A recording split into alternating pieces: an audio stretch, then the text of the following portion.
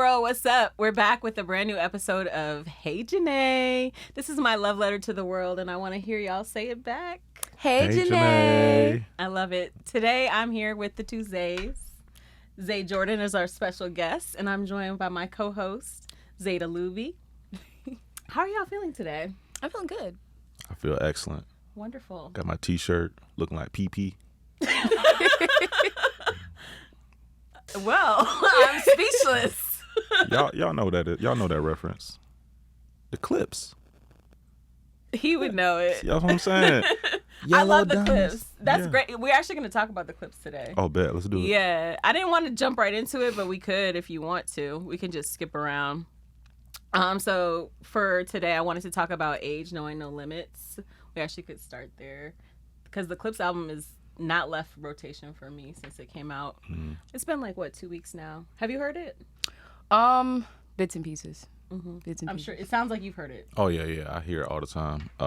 It's kind of like my morning ritual right now. You know, yellow diamonds look like PP, and that's the only line I know. There's so many... I think there's so many great lines on the project, and it's funny because I've heard some critiques, like somebody was trying to say they're still pushing drug rap, which I think I don't agree with. I feel like they rap about their lives, and so you see different aspects, but to me, what I loved about this particular album is they bring God into it a lot, and it really showed how God shows up in so many forms for so many different people. So regardless of people trying to say the Clipse are... or they try to say Clipse are, cocaine rap, which I think for a long time you could definitely say that's what it was. Now I think we're looking at something that's bigger than that, especially with Malice coming back. And he has so much God in his scripture. I mean, I said his scriptures, but his verses. Yeah. No, I think the cocaine rap music, this is some good cocaine rap music. We had a lot of bad ones, a lot of crack ones. This is good, pure white ones. But it's like when I listen to it, I don't do coke at all, y'all. At all. Nobody in here do coke at all. But when I listen to it, it definitely makes me want to sell it. Not do it, sell it. Really? It makes it cool in a way. I'm not condoning it, but I'm just saying, like, when you listen to music, you're like, dang, I totally want to murder someone, but I really don't. When you listen to 21 Savage. But no, it's just like it's like a genre, It's like when you're watching horror films. That's interesting that music can make you feel a certain way. I know for me, like when I get in certain moods, I go to certain things. This particular album, I've been going to more just for the fact of it being undeniable, both the production as well as the lyrics. But like in terms of when I'm trying to get into a certain mood, like I've been feeling discouraged this week a lot, and I went to Cleo Soul, which is a totally different vibe than Clipse. But pretty much my rotation this week has been Tyler, the Creator's new project, Clipse, and Cleo Soul. Yeah. And the Cleo Soul is really about bringing peace back into my life. But getting back into what I was saying about Age being limitless, I'm also thinking about Venus Williams, 45 years old. She's back on the WTA circuit, winning, beating women who are half her age. Yeah. And she recently announced that she's engaged, which is another thing. I think people tend to look at engagements and marriages as things that people do in their 20s and 30s. So to see her at 45, first marriage, I think that's pretty dope as well. Hey, man, 40 and up is winning. I agree. Like I feel like they had to just let the youngest know, like, hey, man, we created the system that y'all in right now and that y'all trying to dominate. Yeah. Like, we got this, And even, like, Tyler's project was really good. I like, dance music. I like the era we're coming into, like, house music era right now, which is really cool. I'm a house music listener. I listen to it in the bathroom, brushing teeth, putting the what do you call it, gel in my hair. And then sometimes you be in your drawers and you just like dworking, You ever heard of dworking? What is dworking? What is that? So it's twerking, but like in the front. So would it for a guys Okay. it's twerking obviously. Yeah, that's for a new women. thing. What would it be? Twerking. Twerking. Twerking is crazy. Twerking, but I don't know. That is hilarious. Guys got to twerk too, I always like to talk about a moment of joy for the week. I think twerking sounds pretty joyful. It's in. But would that be your moment of joy this week? Twerking to Tyler the Creator. Yeah. What's the song? You love me, baby. Yeah, I'm not saying it right, but you know what I'm talking about. The one that is samples a bunch of like 90s. Yeah, it got even the crime mob in there. Yeah, Knuck If You Buck in there. Yeah, I like that we're sampling Knuck If You Buck, but you got to do it right though. I like a little sample of that. Yeah, Tyler is probably in my top 5 right now of like who I've been enjoying listening. That whole little family though, like Pharrell, like literally anytime I see a clip of Pharrell, I'm reposting it. Tyler, reposting it. Clipse, I'm reposting it. Like those right now, those are my Kendrick, yeah. undeniable. Always. What's your moment of joy this week, Zada? I would say my moment of joy this week is going up on my weight at the gym. You got gains. Yes. I'm so happy because I've been doing the same weight for a while. And it's because I push myself really hard. Like I'd be doing like 10 sets on every exercise, 10 sets for 10 exercises. Yeah. So it's a lot. And it takes me like 4 hours. 4 hours in the gym is insane. It's only twice a week. Wait, Okay. what 8 gym hours. is this? LA Fitness. You got money. If you spending money on LA, you might as well be in there for 4 hours. Is LA Fitness expensive? I thought it was one of the more don't affordable ones. I don't think it's expensive. Yeah, because I know a lot of people. So I don't even want to tell y'all what I was paying. I was going to Windy Hill Athletic Club because I wanted the steam room, the sauna, the indoor pool. And they were getting me for like $130 a month. Oh, those no like brand that. name ones. Yeah, be cutting and then it. a lot of my friends go to Lifetime. Lifetime got their own gym? Yeah. What do you mean? You never been to Lifetime before? Nah. My mama watched it on TV, but I didn't know they had a gym. Not the same. Just an like- all women's gym. See, this is what happens when you bring a stand-up comedian on your podcast. Damn. It's not an all-women's gym, though. I thought they'd just be boxing so they can, fight them abusers. I shouldn't be laughing. Why are you doing this to me? Inappropriate humor. Thank you, Zae Jordan. So my moment of joy this week is getting to over 500 subscribers on YouTube. Ooh. Congratulations. That's a milestone. Yeah, it is. It's the first 500. In order to monetize on YouTube, you got to get to 500 subscribers. I got to shout out. I have a music industry group I belong to on Instagram. Music Debates for Music Greats. Shout out Ken Cashman from Innovator Marketing. And they posted our last episode, the one with Algie, in the group chat. And I was like, if you guys like it, please subscribe. I'm only 50 subscribers away from monetization. And these guys, this bunch of music industry A&Rs and execs, and they're like, we're going to get you there by lunchtime. And they did it. So I'm really, I don't know. I literally could have cried when that happened. I would because- cry too. You know how it is as a creator, you'll kind of be humbly building, like you don't want to make a big fuss. Like I know I'm building slowly. Like even when people ask to come on the podcast, like you, I'm like shocked because I just got started in May. So whenever a guest wants to come on, I feel extremely flattered. When people tell me they watched, I feel extremely flattered. My editor from Newsweek hit me this morning and said he was watching the podcast, and I ended up getting an assignment from something I talked about on the podcast. So. Shout out to Paul Rhodes at Newsweek, head of dope. magazines. But yeah, I think this in general has been bringing me a lot of joy doing the podcast. I got to shout out Ray, our videographer as well, because he's been on me 4 years to start something. It took me losing my job to start my own thing. Yeah, that's always the case. Are you gonna make a video to your fans, to your subscribers, and be like, "Thank y'all for 500,000 subscribers. I'm gonna buy y'all chips, every one of y'all. What kind of chips you want?" I actually didn't plan to do that, but 500,000 would be really amazing. If I'm you do only that, at that's gonna give you 500. another 500,000 quickly. if I say thank you. Because people are like, oh, if you subscribe, she gonna give you chips. She be giving me the Dorito. Girl, that's a sriracha Dorito flavor. Is that your go-to Doritos flavor?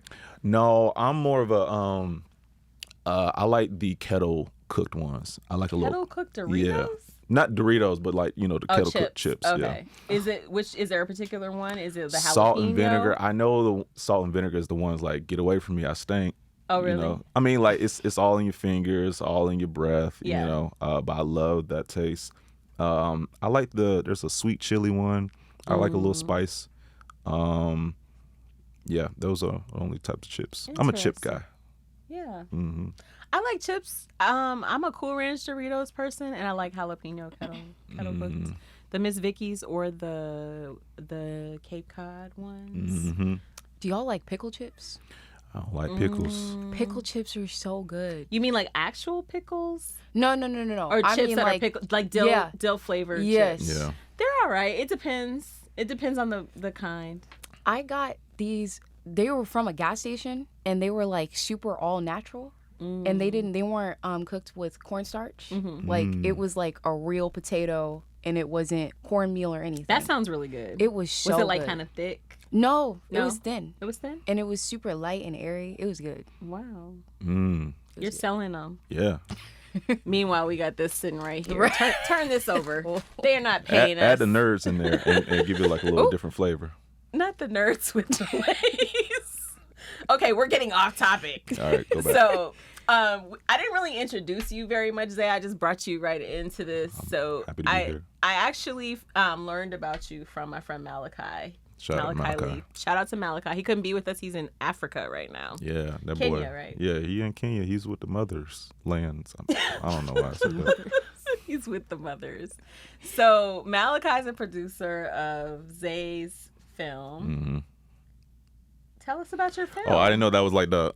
It's like, let you talk. No, Malachi helped me produce Mad Hot Sweat. Mad Hot Sweat is basically a film that I'm developing. I've been writing it since 2020. It's basically a biopic of black musician biopic movies.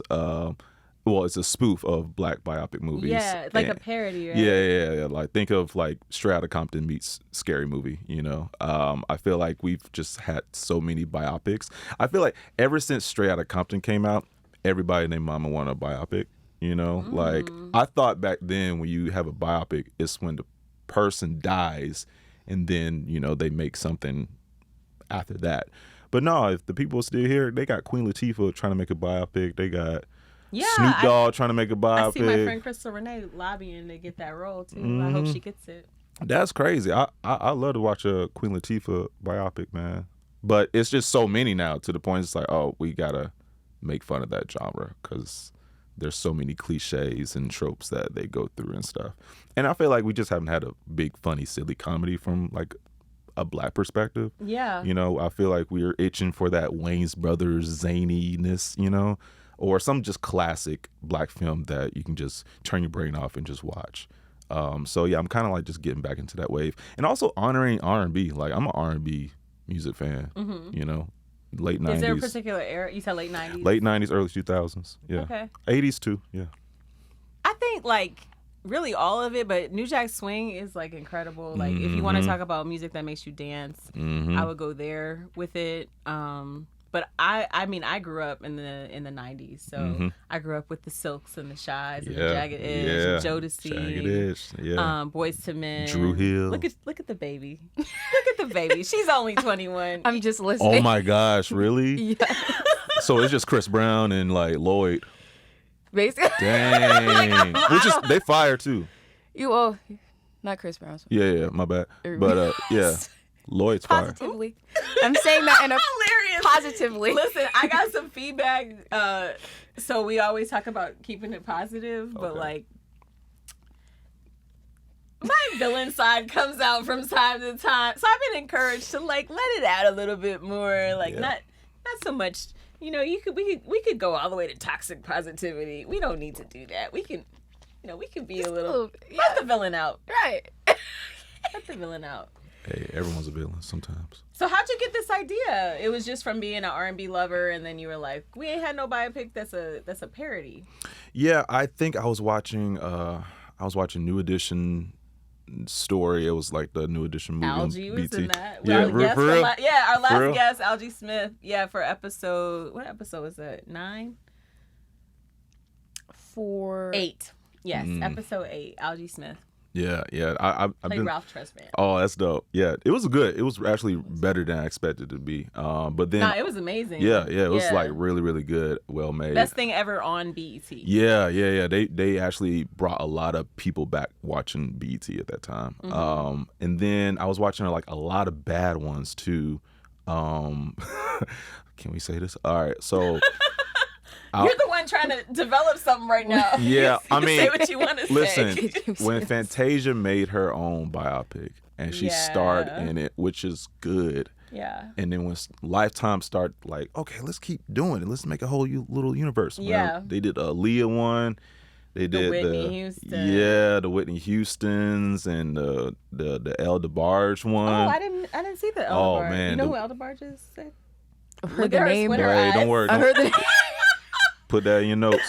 Listen, if we talking R&B, you gotta know El DeBarge. If you light skin, you gotta know El DeBarge. That part. You gotta know. He's like king of the light skin. Really? Yeah. Oh, I don't know my own monarch. Yeah. That was perfect. You gotta go. That was priceless. But yeah, I kept watching those, and I kept seeing the wigs turn in, and just the weird acting, and just the weird cameos. Like I think in Straight Outta Compton, one thing that kind of took me out was when Snoop Dogg came in the scene, and it was Lakeith Stanfield playing Snoop Dogg.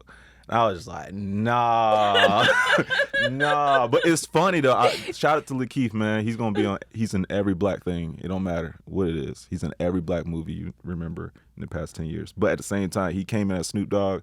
I was like, they just having fun, man. So I kind of just want to make fun of that, like those tropes. Yeah. You know? I had a chance to watch, and I actually had a great time. I was laughing. Yeah. Thank you. So what it reminded me of, you killed it with it's kind of like, just to briefly set it up. So the short film version, which is award winning, by the way, congratulations on that. Thank you. So you have, is it Maddie? Yeah. Maddie is the main character, and Maddie is the bad boy of this R&B trio. And he's at kind of like a intervention, fix my life, Ayanla type group therapy session. And basically all those like rehab VH1 reality shows. It totally, you know what it brought back to rehab. mind was that City High episode of Intervention. Did you ever see that? No, I'm just agreeing. You got to see it. I swore you must have seen it from what the film was. But okay. It was just amazing. But really funny. And parodies are really special in the way that there's always a bit of realism to them as well. Like, even just to point out, like, we have a whole genre of shows where they're in the name of like helping people, but in reality they're there to exploit. Yeah, they're not really, I mean, they helping, but at the same time, if they come off that season and they keep going to jail, then it's like, dang, bro, they got that check. That host got that check. And that brand deal. And them clothes. I think some of them work to some degree. I know what was the one? Marriage Boot Camp? I interviewed DMX's wife about that, and she was saying that's how she got into therapy was from doing Ayanla and doing Marriage Boot Camp. So I think there's an element there, but I think you definitely have something for the creators out there who want to make a short film or to make any kind of film. How did you go about making what you did make? I saw the deck, I loved it, the pitch deck. Can you talk a little bit about that? Because I think people don't even understand like what it takes to develop a project. Oh man, money. Like, I literally had a job and I just kept saving money, and whatever acting gig I had, I just kept saving. And I was at a point where I'm like, okay, I need to make something from this idea. I know I kept pitching to studios and here and there. I feel like when you're pitching things and you give them a script to read, they're not going to read that shit. Can we cuss? Yeah. No? Yeah, we Okay. can cuss. All right, they're not going to read that, but I was about to go Sheck West and be like, shit. yeah, Fuck. but they're not going to read a script like that. So you just have to show them something, especially when it's comedy, because like when people read things that's like comedy, sometimes they need to see it. Yeah, it will go over their head a little bit, So yeah, they and have I can to tell see you it. got a dry sense of humor. Yeah. Dry. Sometimes I get dry mouth all the time. But Drinks. Go ahead and take a sip. Take a sip. So yeah, he's got this beautiful deck. I'm not gonna give anything away because it's his IP. He's out here shopping it. I did. If I had the money, I would have gave him the money, especially with the how much money you got right now? Whatever you got right now, I'll tell you. I can't even help you out, I'll take bro. gift cards too. I can't even help you out, bro. Damn. See. Yeah, I had a gift card to Ulta. Elle gave it to me for my birthday. Shout out to Elle. But I actually spent it this weekend. Thank you, Elle. Appreciate it. I got sunscreen. Hey. It's a necessity. Black people get skin cancer too. Yeah, you right? Need that sunscreen. That's true. Mm-hmm. Okay, so that's Mad Hot Sweat. Yeah. So you made the deck, and then you were like, okay, we're gonna make a short version. Yeah. I needed to make a short version just to see how it feel, because when you're trying to explain the tone. Also, I'm like directing it. So I just want to see what I was thinking and writing in my head, and I just grabbed a bunch of folks that I knew that worked on past projects with me.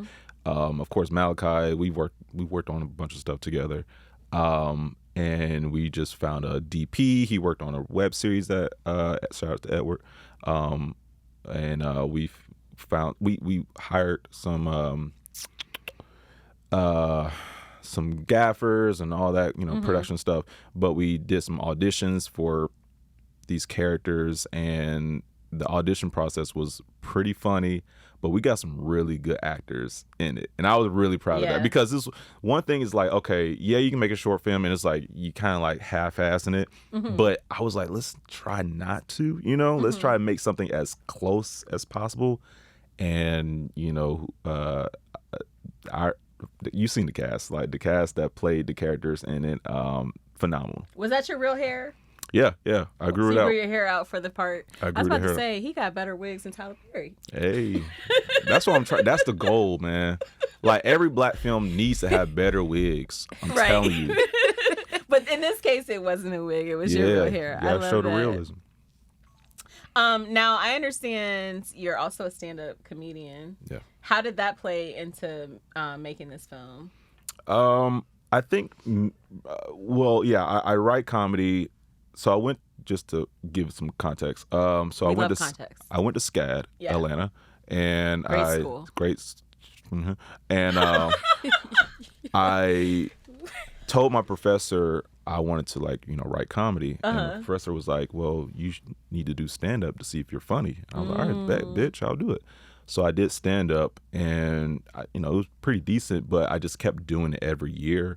And I think it's the perfect gym, like I feel like I wasn't planning on to be a stand-up comedian, but I was a huge fan of stand-up. Like me and my mom would watch stand-up comedy, together, and that would be like one of our bonding moments, together. And I don't know, I just love that energy, like being on stage. I always liked being on stage. I did theater in high school, and I just didn't have that like fear of being on stage, but when you bomb, hey, that humble is so different. I can only imagine. So wait, but you weren't afraid. So you just... I wasn't afraid, but you never.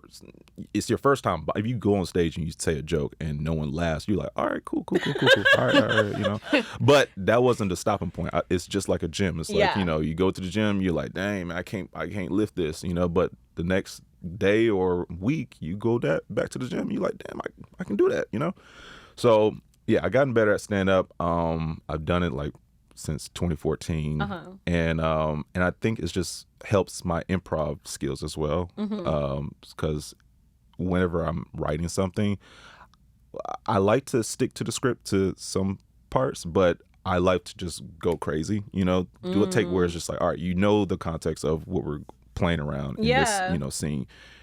Take that knowledge and just make it feel real, because I love watching things that has like this realistic delivery of like dialogue or just reactions or expressions and stuff. So yeah, I think that came to play as I'm writing, and when we're on set, sometimes we'll think of things on the spot, you know. I think the crying scene was that was oh my God. Yeah. I don't want to spoil it. That was the best part. Yeah. The crying scene is classic. Yeah. We in the script there was a different like version of that. It was kind of a little too much. Yeah. But I was a big fan of practical effects, so I was like, all right, let's do something where we don't have to do too much VFX, because we ain't got that kind of money. But we did hire someone to do a little bit of VFX. Yeah. But yeah, we did something very practical and very like old school slapsticky parody like, and yeah, it turned out really well. Love that. I love that. Do you want to talk about your work on Adult Swim? I really enjoyed the cartoons. Yeah.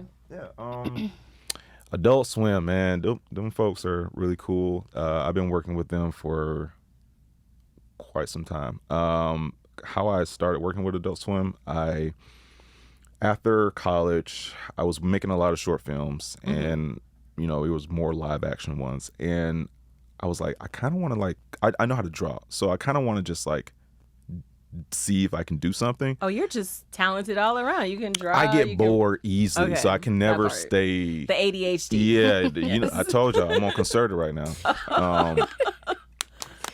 We do not endorse the use of drugs of any kind. Oh, it's okay. I got a prescriber. Yes. Yeah. Go to a psychiatrist. only go to a psychiatrist. So I made this short called Spooky Dreams, and it was basically like a black kid stuck in a nightmare, and he just had these like shenanigans in a nightmare. And I did the drawings and I edited it, and I had me and my cousin Javier Williams. Shout out Javier. Wait. What? Javier, that's another ex. No, it's with okay. Yeah, I know. Our family's crazy, man. Like, they're obsessed with Xavier. I don't know why. Like, yeah, this context first. So my name is Xavier. My real name is Xavier. My dad called me, you know, he named me that after his brother. My uncle name was Xavier. I was born before my cousin. So when my cousin came around, his dad was like, damn, I want to name my son after Xavier, me. yeah. So I'm going to have to name him a Spanish version. And my cousin is the darkest dude you have ever seen. So it's no like, it's weird. You know, I should have been named Javier, honestly. But so that's why we have Xavier Javier. So your nickname would be Hey instead of Zae? Hey. Yeah. Like Hey Janeé. There you go. I love it. You know, but back to Adult Swim. So we did that, showed to the execs. You got to keep us on task. And I got ADHD. So showed it to the execs. They liked it. They sent an email back and were like, hey, you want to work on some live stream stuff with us? And that was when 2019 they had a live stream show. And we worked on some stuff with them, a lot of short animated shorts called The Smalls. And we made Buster and TJ, another Spooky Dreams, Camp Bucktooth, and this recent one is called Little Daddy that's coming out every Friday. Well, this Friday and next Friday. So nice. And so where can people see it? Please watch it on Adult Swim's YouTube channel, Little Daddy. Please run that up. That is the only way we'll know we can get an actual TV show. Run them views up. And how about Mad Hot Sweat? Please run that up. Mad Hot Sweat has its own YouTube channel. All you have to do is type in Mad Hot Sweat on YouTube, and it'll pop up. So, awesome. Let's get into some other work that we're enjoying right now. I'm going to get into C Stream and Skip. For my C this week, I am encouraging people to go see The Pickup. I said go see, but it's actually on Prime Video. Oh, okay. Yeah. It stars Eddie Murphy, Pete Davidson, Keke Palmer, Eva Longoria, Marshawn Lynch, and Roman Reigns. The trailer is insane. It looks so funny, and like you, I enjoy comedy, so I'm looking forward to that. Nice. I'm also asking that folks stream Chief of War. I know I've spoken about it before, but I really can't say enough, especially now that I've interviewed the cast. So Newsweek actually ran an article that I wrote about this series. It's all about Hawaiian history, like 18th century Hawaii. The islands actually weren't referred to as the Hawaiian Islands because they were all separate. Hawaii was one place, Maui was another, Kauai was another, and this is a completely Polynesian cast. It's actually in the Hawaiian language, which almost died out due to colonialism. But Jason Momoa wrote, produced, stars in it. He even directs the final couple episodes alongside Thomas Pa Sibbett, and the cast is Hawaiians, Polynesians. You got Cliff Curtis, who is Ao Tarian, which is New Zealander, and a few other Polynesian actors. I really enjoyed watching all of the episodes. I'm probably going to watch it again as it airs on Apple TV. That one premieres on August 1st. For Skip, I am saying we need to skip the work wives and husbands. Shout out to Coldplay. That Coldplay concert, it really just highlighted those toxic workplace relationships. You know, this man lost his whole career. Well, I don't want to say he lost anything because he really did it to himself. Man, he was bold as hell. Like, wrap arms around her. Like, first of all, Coldplay is not a cheap concert. Yeah. It's not a cheap concert. And I wonder what their significant others were doing at the same time, you know? Yeah. Like, what did they tell them? Home with the kids. Home with the kids. Oh, I'm at a work outing. I heard they hired the events guy that got the tickets for the staff. Man, here's the thing. I'm too scared to cheat, man. I'm As too. you should be. You should be. It's expensive to cheat. It's very expensive, and I don't know. You just gotta have this no filter, like just out in public with a person that you cheating with. You like, ooh, someone watch me. I would have a mask on. I would dress up like Kanye West. Not you with a mask on. He said dress up like Kanye West. But cheating is, especially now, cheating is so crazy because we have the internet. You have to keep up with the receipts of all the messages, whether it's emails or text messages or whatever, however you're communicating with them. You got to keep up with all of that on top of all of the, like, physical lies and, like, that's just too much. That's so crazy. Yeah. So it's funny. It's not a cheating story, but the whole getting caught on camera thing, if they had just played it off, they would have been cool. I got caught lying about my whereabouts before. I went to VH1 Hip Hop Honors one year, and De La Soul was being honored. And I'm a huge De La Soul fan, and I started doing the WAP, and the cameras were on me. And my boyfriend at the time, he was living in LA, and I don't know, I think he thought I was in Detroit, where my family was. I was actually in New York.